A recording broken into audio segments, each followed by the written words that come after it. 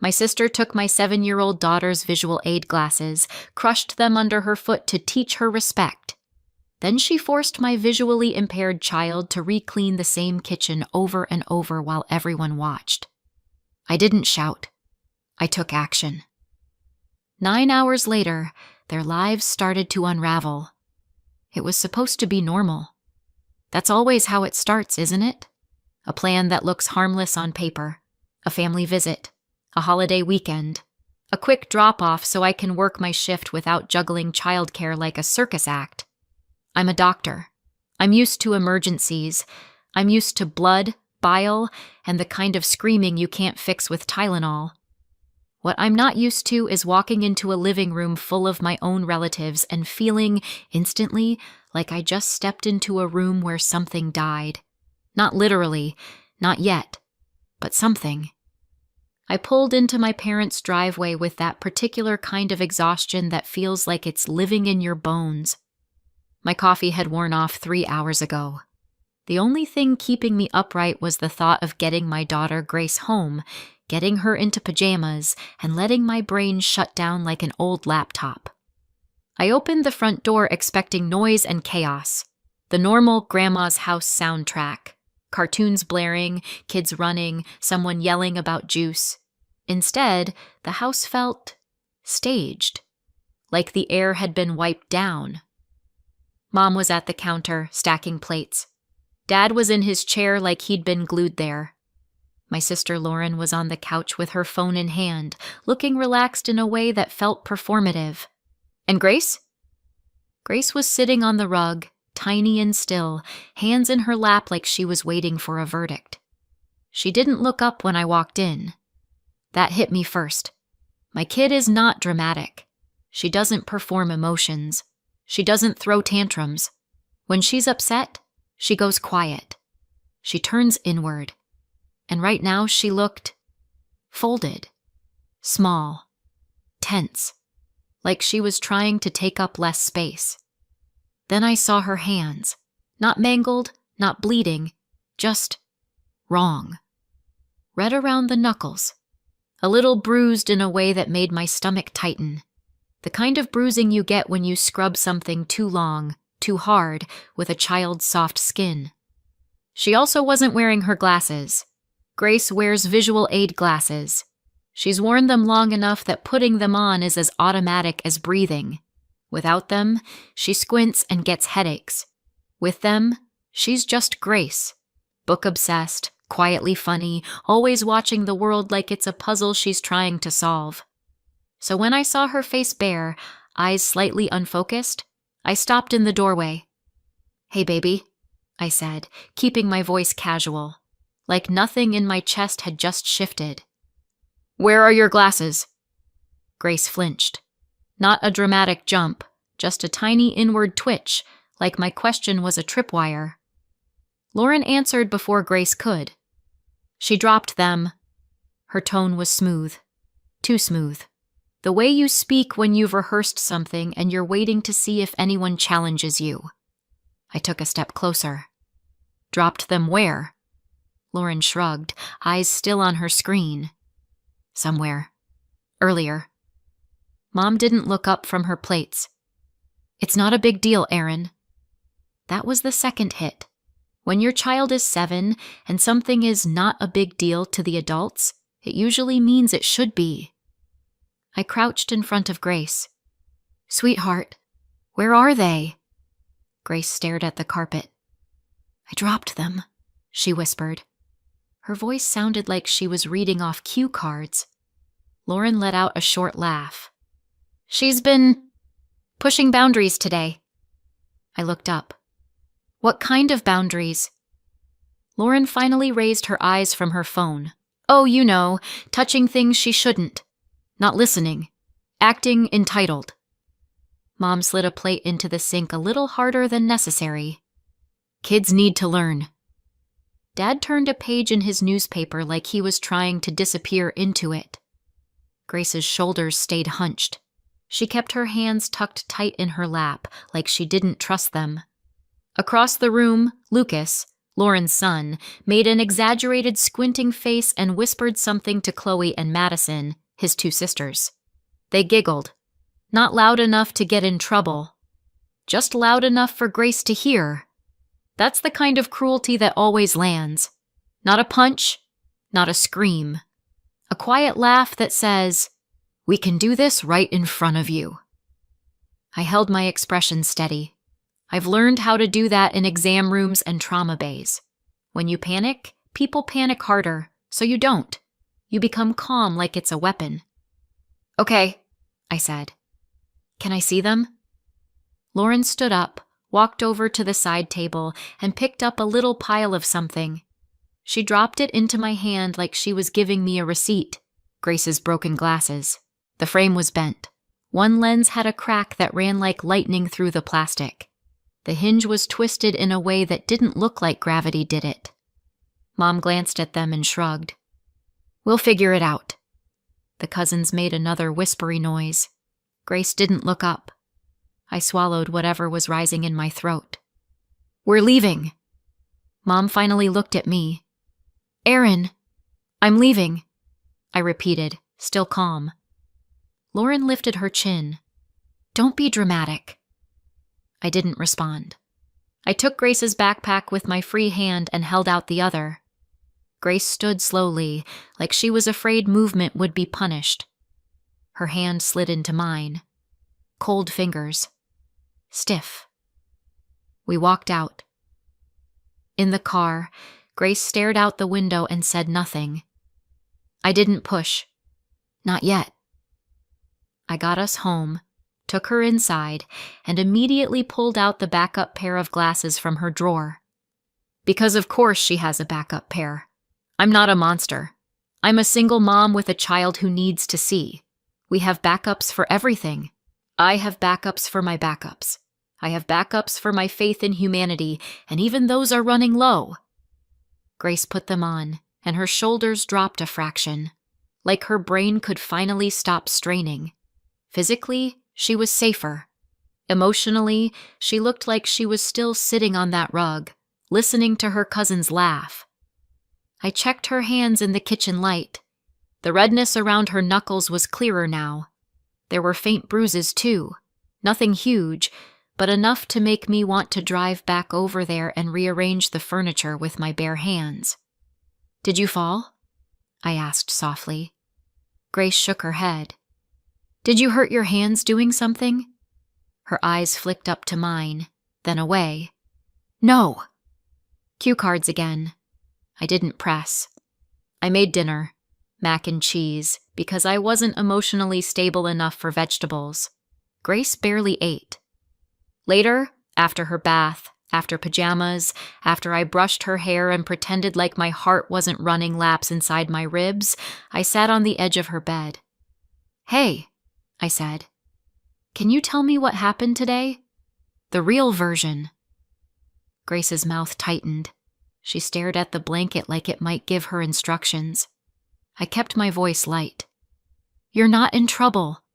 I'm not mad at you. I just need to understand." Silence. Then, I did something bad." My stomach dropped. "No, you did something that made them mad.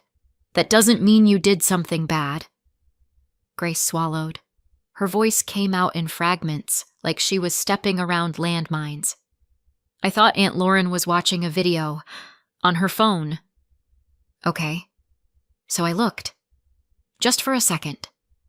"Okay." And she got really mad. Like, really mad. Grace's fingers twisted the edge of her blanket. She said I was disrespectful. And she said I had to learn respect. My hands went still in my lap.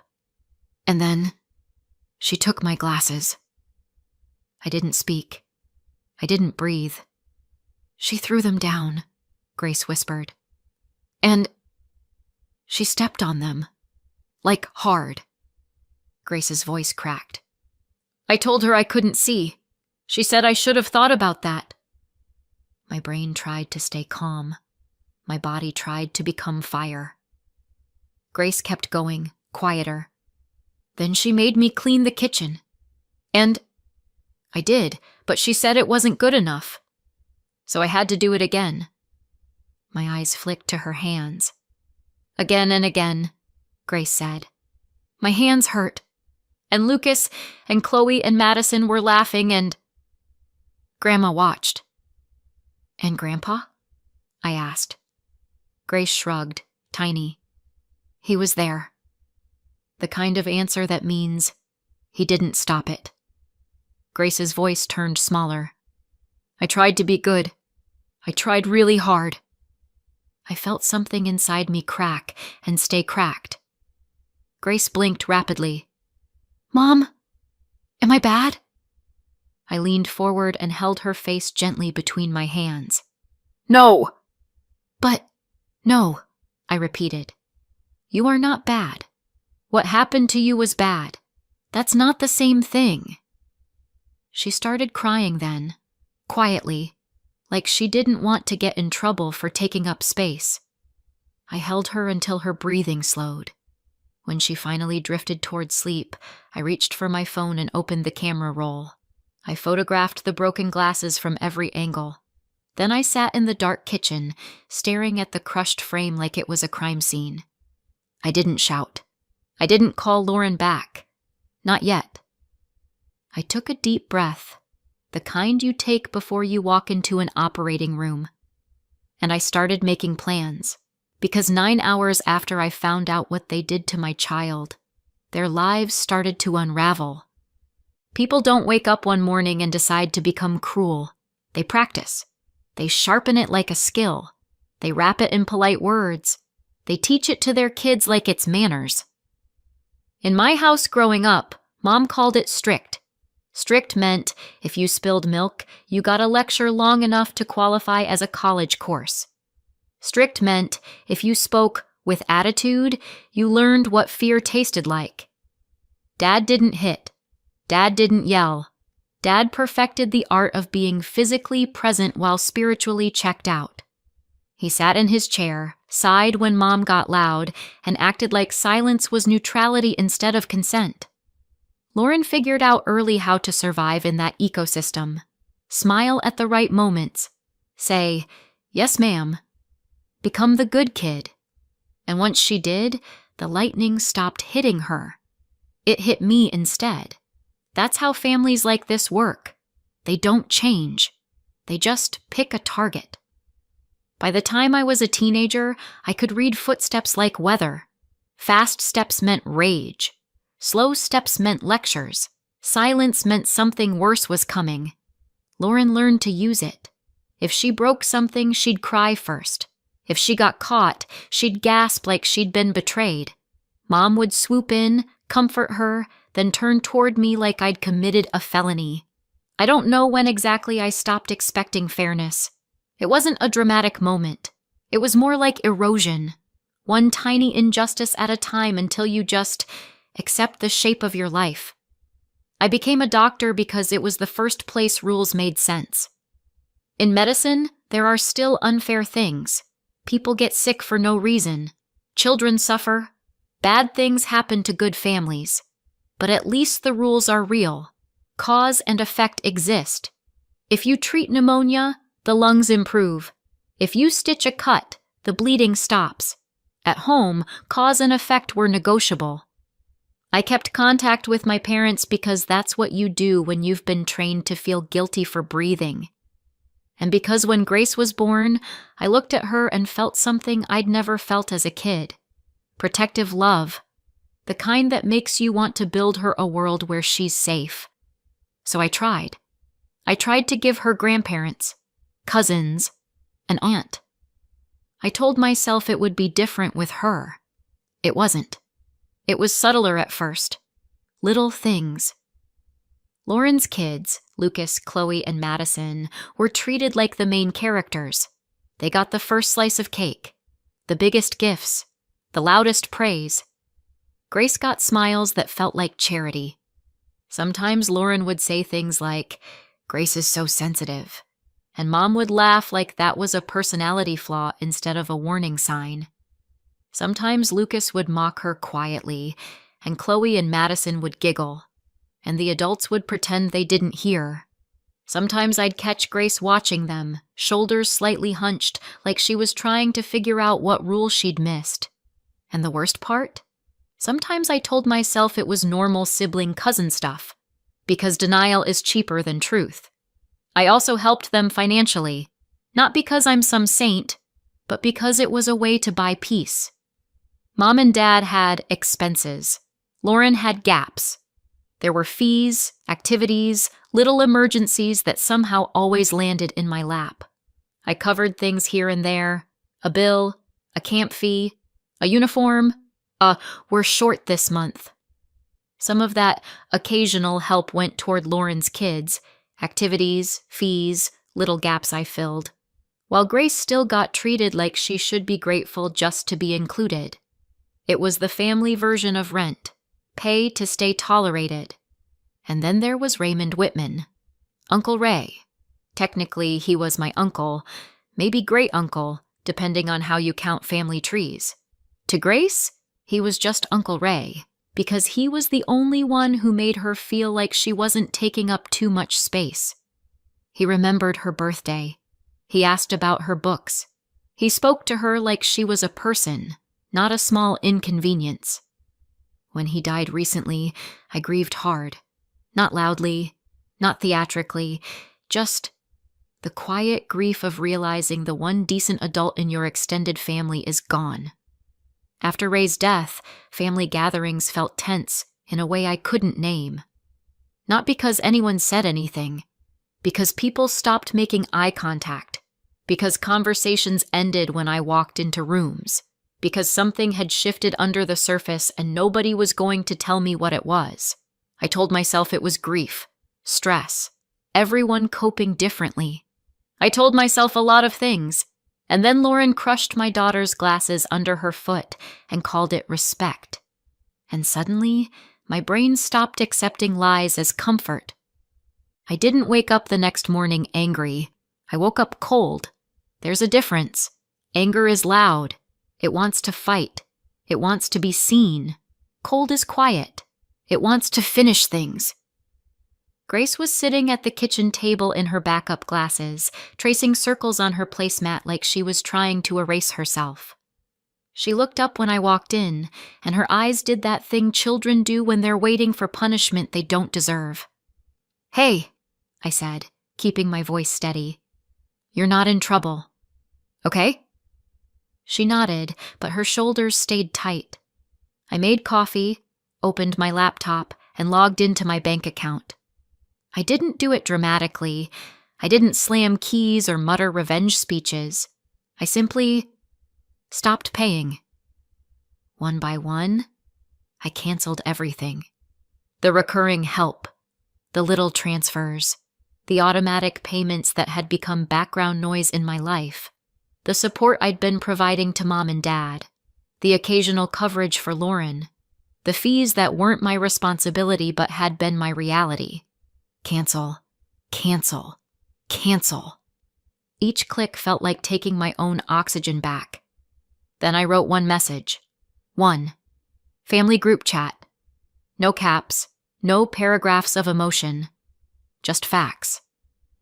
Lauren destroyed Grace's glasses. The cost to replace them is $800. I expect reimbursement. Effective immediately, you will not have access to Grace. Do not contact her. Do not come to my home. I hit send, and then I waited. Not for a reply, for Grace. Because what happened didn't just break plastic. It broke something inside her. After breakfast, Grace lingered near the doorway of the living room like she didn't know where she was allowed to exist. "Mom?" she asked. "Yeah?" Her voice was small. "Why was Aunt Lauren so mad at me?" I sat on the couch and patted the cushion beside me. Grace sat carefully, like the couch belonged to someone else. "I don't know," I said honestly. "But you didn't deserve what she did." Grace stared at her hands. The faint bruising on her knuckles was still there, like a quiet signature of what happened. I I didn't even do anything, she whispered, and her voice wobbled in that way that makes you want to break the universe in half for hurting your kid. I kept my tone calm. Tell me what you remember. Grace hesitated. It was stupid. Okay. I thought she was watching a video, like TikTok. I nodded. Kids are kids. Curiosity is not a crime. And when I looked, Grace said, brow furrowing, it wasn't even interesting. It was boring, like grown-up stuff. What kind of grown-up stuff? She scrunched her face like she was trying to pull the memory out of fog. Like an email. I didn't read it. I just saw words. Any words you remember? Grace shook her head, then paused. There was a word. Like trust? I don't know what that is. My coffee stopped tasting like coffee. Grace kept going, unaware she'd just dropped a grenade into my lap. And I saw Uncle Ray's name, she added, still focused on how unimportant it seemed. Just for a second. I didn't even want to read it. Aunt Lauren just got mad right away. She shrugged, like the most confusing part was that her aunt had overreacted to something boring. I kept my face neutral through sheer willpower. Okay, I said softly. Thank you for telling me. Grace's eyes flicked up. Am I in trouble? No, I said, and this time my voice didn't shake. You're safe. She exhaled, like she'd been holding her breath since yesterday. I hugged her, held her longer than usual, not because she needed it, though she did, but because I needed the reminder that she was here, with me, and not on someone else's floor scrubbing until her hands bruised. Then my phone rang. Lauren. Mom and Dad were on speaker within 10 seconds, like this was a coordinated emergency. Lauren didn't even bother with hello. What is this message? Mom's voice cut in, sharp. Aaron, what are you doing? I kept my voice flat. I'm done. Lauren scoffed. Done with what? Your tantrum? You destroyed Grace's glasses, I said. You're paying for them, and you're not seeing her. Lauren snapped too fast. That's not what happened. Mom chimed in immediately, like she'd been waiting for her cue. She dropped them. And you're canceling payments? Lauren added, like that was the real crime. Are you serious right now? Dad said nothing. Of course. Lauren's denial came out sloppy, tangled with justifications she couldn't help herself from adding. We didn't destroy anything, she said, and then immediately, she was being disrespectful. She needed consequences. So which is it? A tragic accident or a punishment? Pick a lie and commit, Lauren. This is amateur hour. I didn't argue. I'm not paying for you anymore, I said. And you're not touching my child. Mom's voice rose. You're tearing the family apart. No, I said calmly. You did that when you stood there and watched. There was a beat of silence, and in that silence I heard something I'd never heard from them before. Fear, because the leash had snapped. Lauren hissed, You can't do this! I almost laughed. The entitlement was impressive. I already did, I said. Don't call Grace. Don't come here. Pay for the glasses.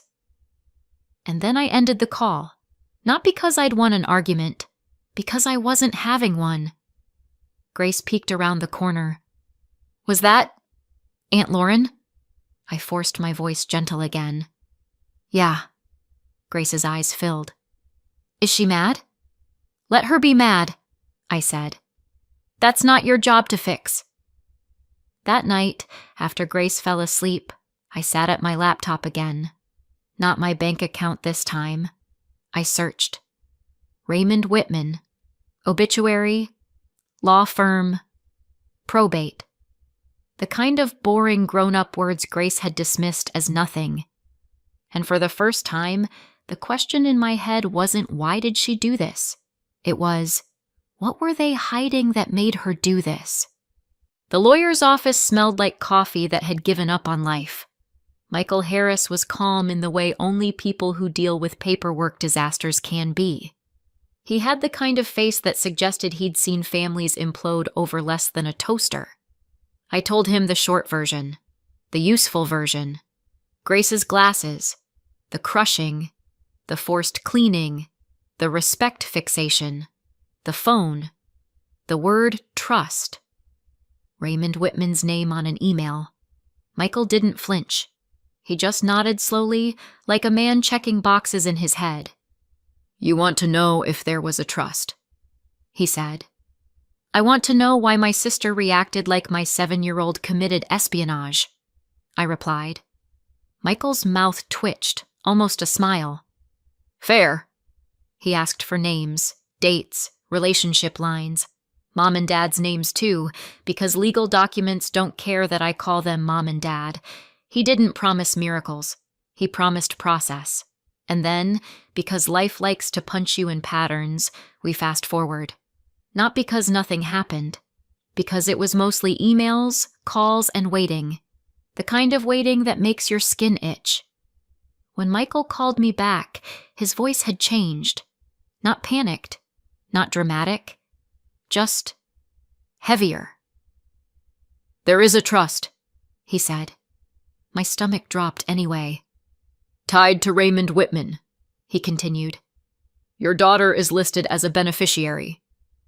I held the phone tighter. "How much?" Michael paused, like he was letting the number land properly. $240,000, he said. "Owed to your daughter. Withheld." I sat down so fast I nearly missed the chair. My daughter, Grace, $240,000. And it wasn't lost. It wasn't a misunderstanding. It wasn't paperwork delayed in the mail. Michael's next sentence was the one that turned my cold into something sharper. "Your parents are named as trustees," he said, "and there's no record of a distribution to your branch." My mouth went dry. "So they just kept it." Michael exhaled. "Based on what I can see, yes." For a second, I couldn't speak. Not because I didn't have words, because all the words were violent. Michael continued, professional. "We can pursue this formally, demand an accounting, file in court, seek removal of trustees, seek recovery." "And criminal?" I asked quietly. Michael paused again. "If funds were intentionally withheld or misappropriated, you can file a police report for theft or fraud. That's separate from the civil process. But yes." My voice came out flat. "Do it!" Michael didn't argue. He didn't ask if I was sure. He just said, "All right." So we moved. We filed what we needed to file. We demanded what we needed to demand.